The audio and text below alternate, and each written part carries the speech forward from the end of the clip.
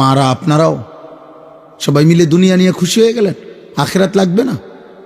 তো আখেরাত যদি লাগে তো এমনি এমনি আখেরাত 365 দিনে এক বছরে কোনো দিন ফজরের নামাজ পড়লেন না, আখেরাত মিলে যাবে, জান্নাত মিলে যাবে এমনি?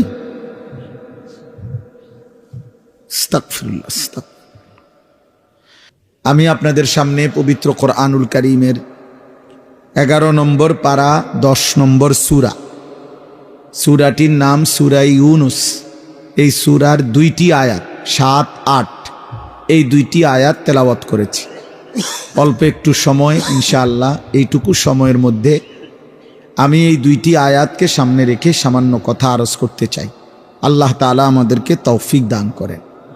নওজোয়ান ভাই, তোমাদেরকে আবারও বলছি ভাইয়া, চালাকি করে কৌশল করে মোবাইল হাতে ধরে ভিডিও রেকর্ড করো না। চালাকি করার কি দরকার, কৌশল করার কি দরকার?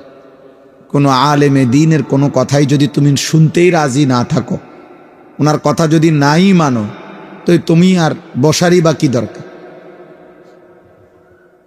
তুমি তো প্রথম আচরণেই বললা যে আমি আপনার কথা শুনবো না, মানবো না।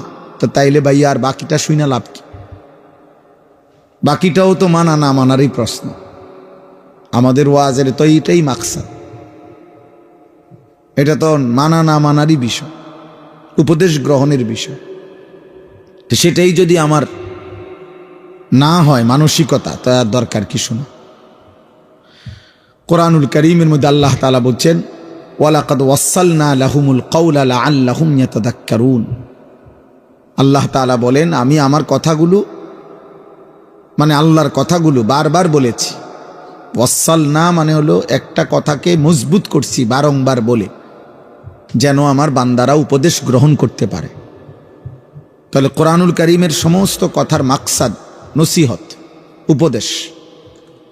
দিল যেন নড়ে, বিবেক যেন জাগে, অন্তরের মধ্যে যেন অনুভূতি আসে।